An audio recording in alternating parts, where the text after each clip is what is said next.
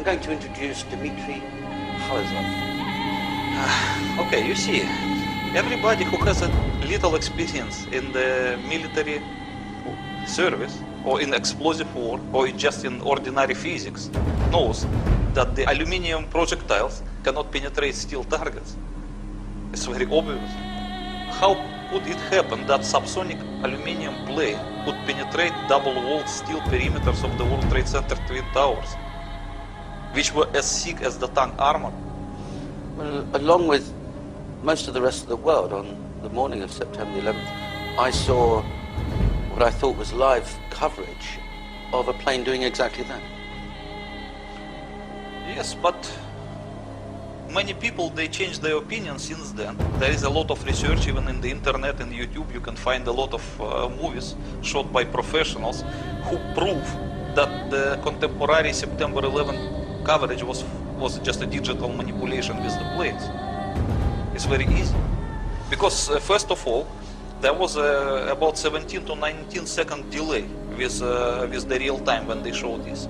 Secondly, when the planes hit the tower and disappeared inside, at that moment when the plane touched the tower, there were a few black frames in the original images, which points to the digital manipulation very clearly.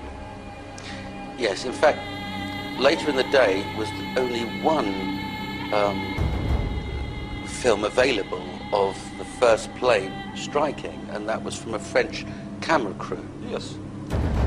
And later in the day there are more versions of the second plane striking, and they are from various, but it turns out that various sources, but it turns out that those sources are not live, they've received them from someone else. Yes. For example, CNN says this is not live, Yes.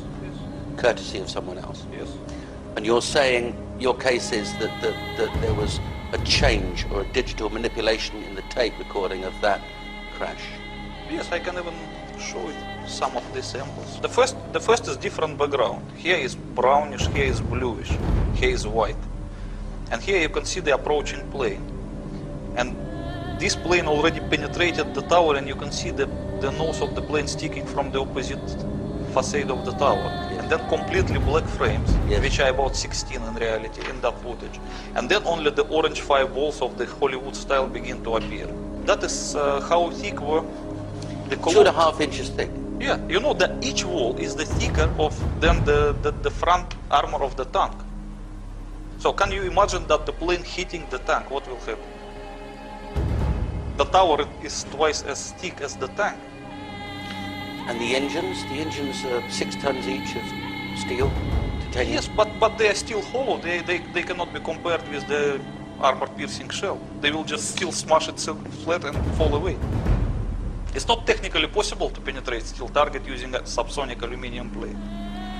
Okay, and this very telling film that we've seen of the plane penetrating the tower, going through the external wall, going through the central core, and the nose appearing on the other side, outside of the tower, apparently intact. Yes. We're saying you're saying that your position is that's impossible. Yes, it is impossible, firstly, because, as you can see, the columns, they were positioned at the perimeter and at the middle. Yes. And in order to penetrate the two facades, you have to penetrate at least 4 rows of double-walled columns. It means 8 walls, each of them as thick as the tank armor. Besides of all, as you can see from this drawing, the second plane is supposed to penetrate tower under some angle. Yes. Over the corner. Yes. Not from one facade through the other facade. It should not even touch the core of the tower. It should go through the corner. As you can see, the propagation of fireballs yes. is from the available movie. You can see also in this movie. So it is not possible to achieve this penetrating capability as shown in this picture when the nose of the plane stuck from the opposite facade. It is not possible because it does not correspond to the actual angle of the impact. Understood. So of course all of it points to digital manipulation. Appeared to bank sharply and smash directly, perhaps purposefully, into, oh my goodness, oh God, there's another one. Oh my, perhaps purposefully, into, oh my goodness, oh God, there's another. It does not appear that there's any kind of an effort up there yet. Now remember, oh my God. Oh my God. That looks like a second plane.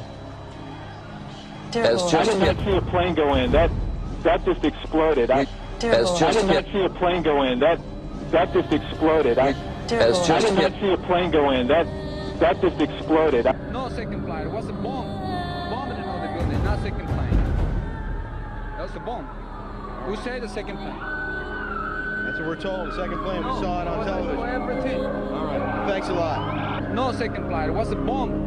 Bombing on the building, not second plane. That was a bomb. Who said the second plane? That's what we're told. The second plane. We saw it on television. Everything. All right. Thanks a lot.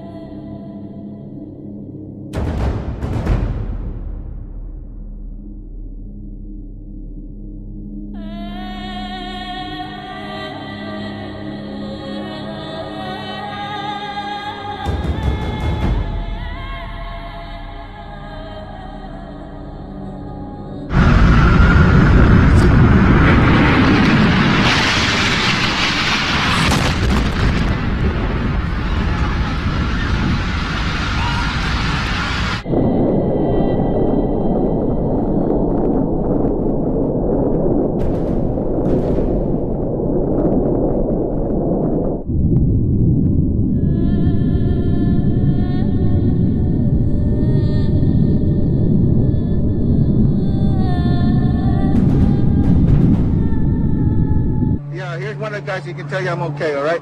Here, hold on. You want to call your mother or something? You gotta get back to me.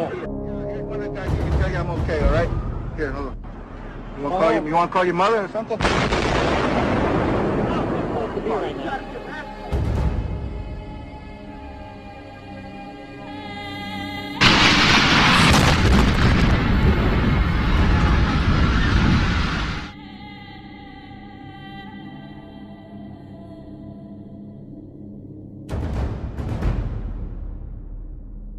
So in 1984, I knew already that the World Trade Center, that the Twin Towers of the World Trade Center has a demolition feature based on the nuclear device. What would be the purpose of that? As far as I understand, it's like the story is like this: the building code of New York in the 60s, and as well as the building code of Chicago, were different from the rest of the building codes of America, and they did not allow the constructor to build any skyscraper unless the constructor can provide in advance some demolition idea, meaning how he is going to demolish that building in the future. So the Department of Building of New York would never issue permission to build the incredibly strong World Trade Center Twin Towers unless the people who propose the construction would propose also the demolition scheme.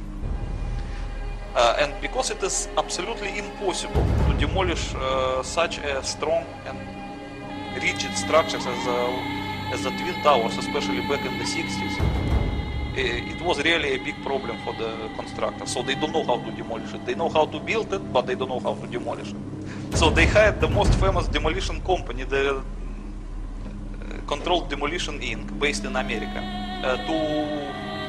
to figure out some demolition scheme for the would-be World Trade Center still back in the 60s. And because at this time, you know, the nuclear bombs, they become evil now, but in the 60s they were still okay. It means it was acceptable to use them for civil purposes as well. And Controlled Demolition Inc. proposed the idea that if they planted the underground nuclear device under each of the towers and detonated it will cause the collapse of the building without actually damaging the surroundings. And this scheme was accepted by the Department of Building. So the permission to build the World Trade Center was issued. So they built the World Trade Center with this kind of thing. It was a built-in feature from the beginning. Tell us how it works. Okay. Actually, you know, at one point I wrote an article for Wikipedia with detailed explanation how to use the nuclear device to demolish a skyscraper. And it was a good article with a good explanation. This is some page of it with a diagram. But unfortunately, this article did not exist in Wikipedia longer than a week. It was accused of being a crazy conspiracy theory and removed. Prefer lesser of the evils.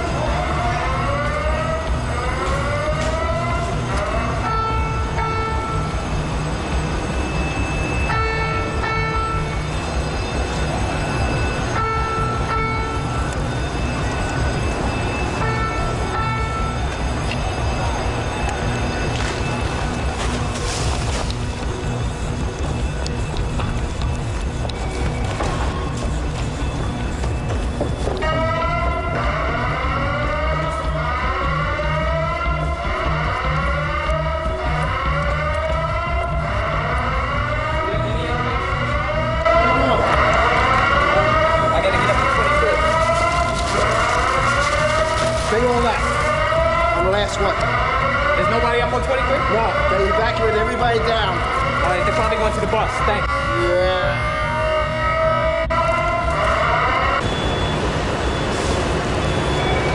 What happened? I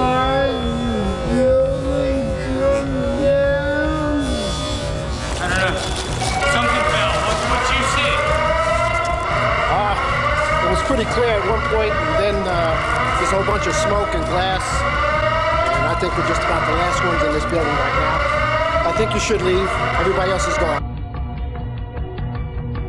Okay. I'll just make sure that there's nobody else coming downstairs. I hear the top of the building fell down. Fell over on us. I don't know. I haven't seen outside yet. I don't know. I haven't seen out. When were you here? Pardon me? Here after the planes landed?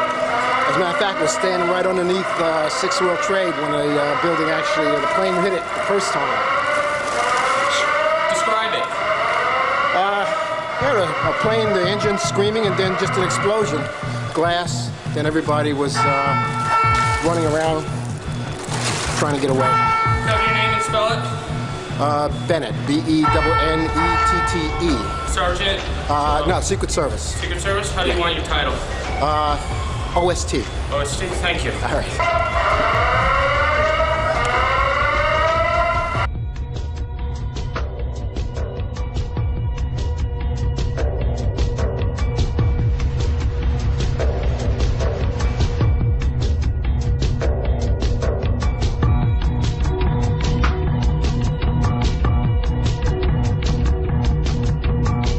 We're going to bring more of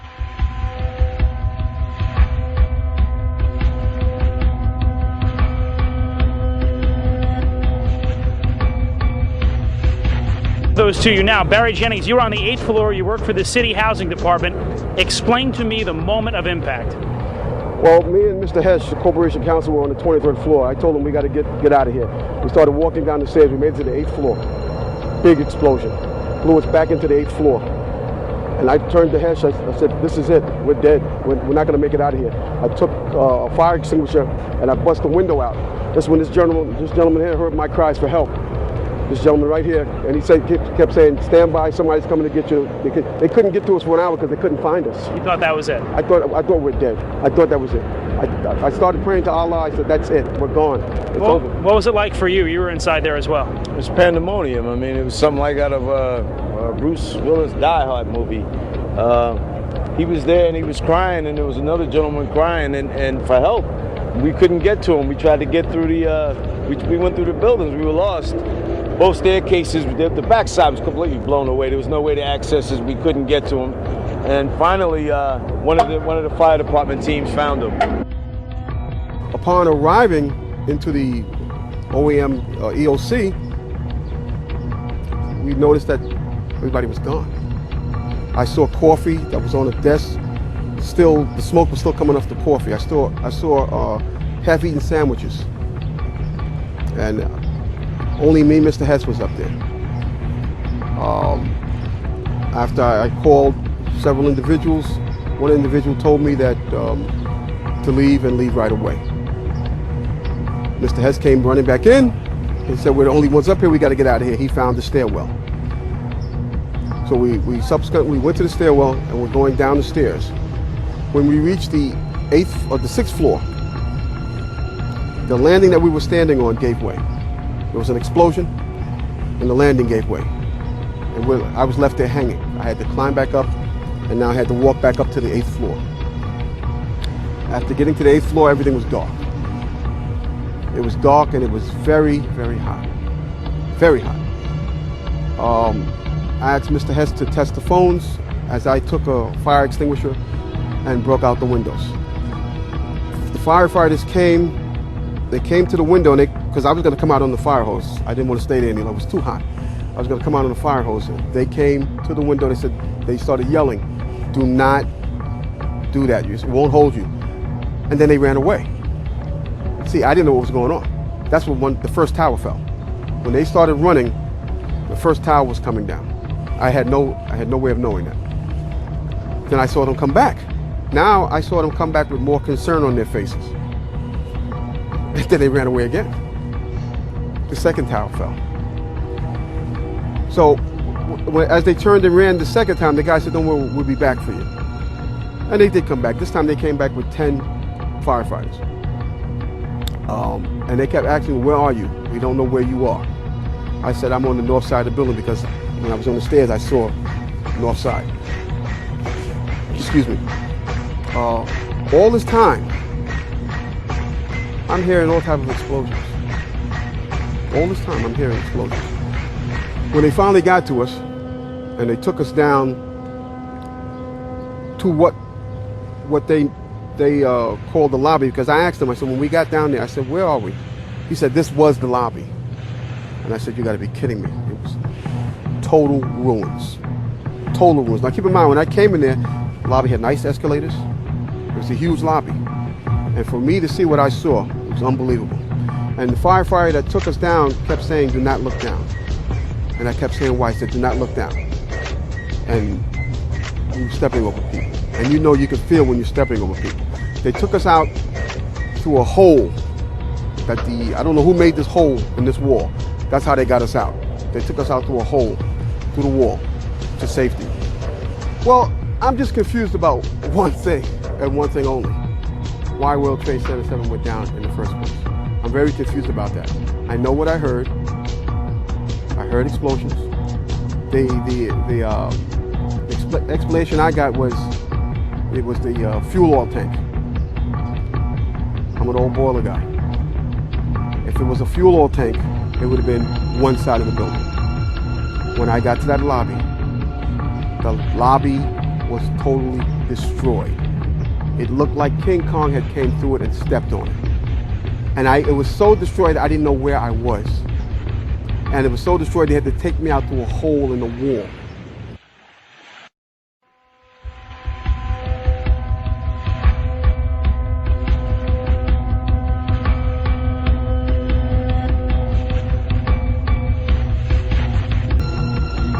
Okay, let's imagine that this is our tower.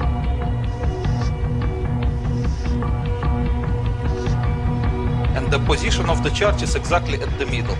Yes. So the damaged and crushed zone will propagate more or less equally. Yes. Okay, but if the tower is like this, but the position of nuclear charge is here, not exactly at the footprint, little bit away from it. So it will produce the zones which go this way, yes, and they might save this corner. So by looking at the corner, you're able to calculate how off-center the charge was? Yes, it is quite easy to calculate.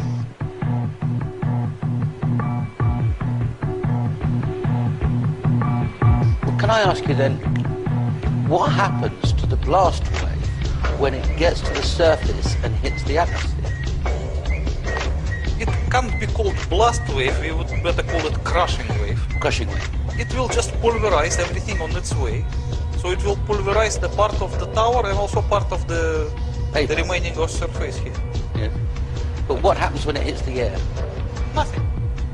Because it's like a compression wave. It will not. So it's compressing only where it meets resistance? Yes. And pulverizing anything that resists. And if it gets into the air, then... So it's just air. Right. I understand. So you were able to look at the damage and calculate exactly where the zero box would have been?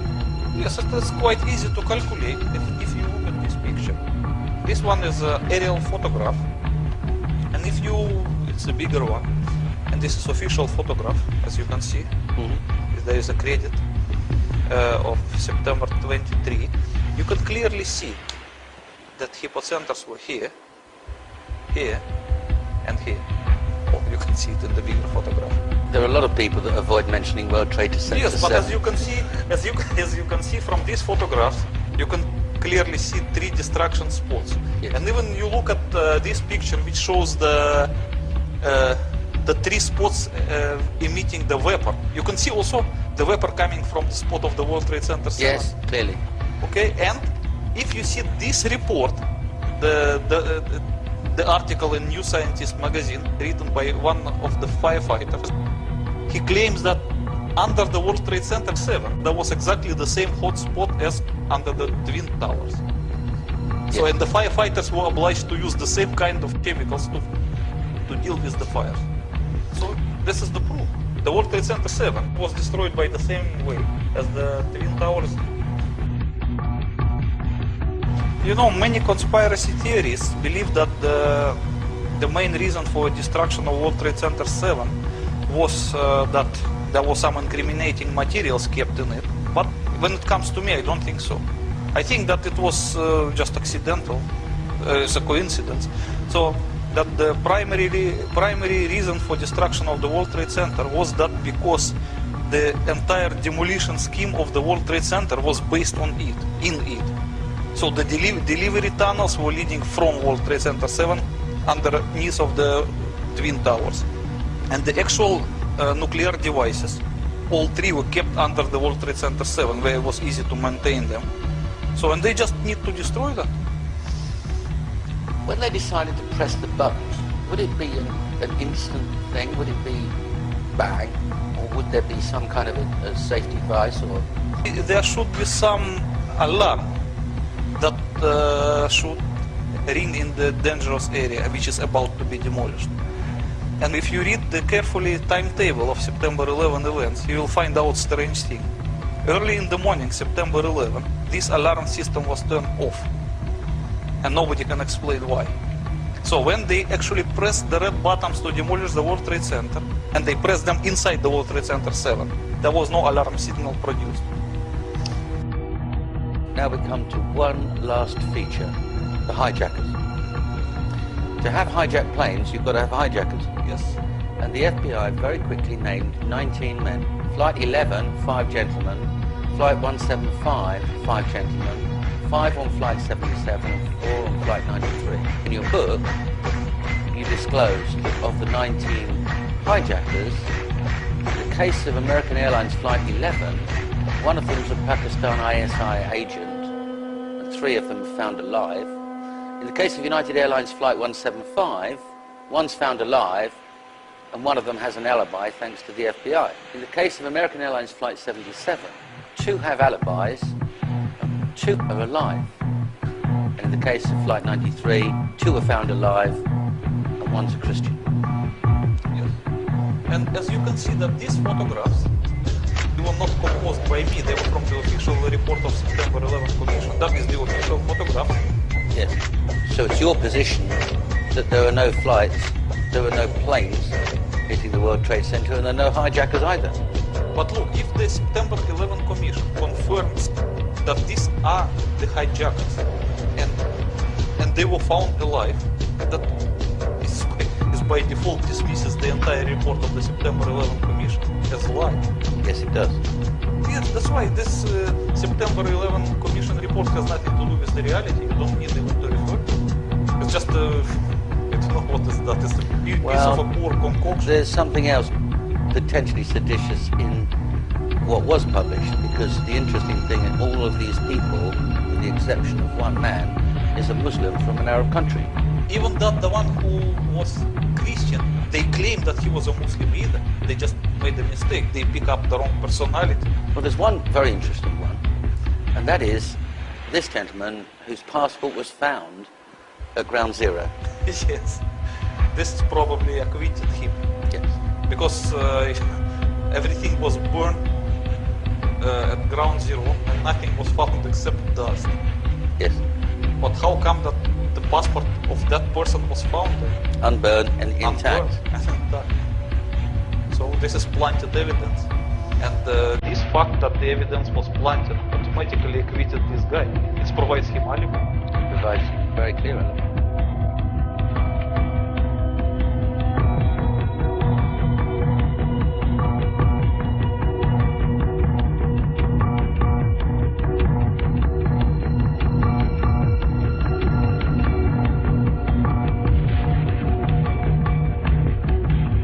My 03 budget calls for more than $48 billion in new defense spending. More money for the Pentagon when its own auditors admit the military cannot account for 25% of what it already spends. According to some estimates, we cannot track $2.3 trillion in transactions. 2.3 trillion with a T. That's $8,000 for every man, woman, and child in America.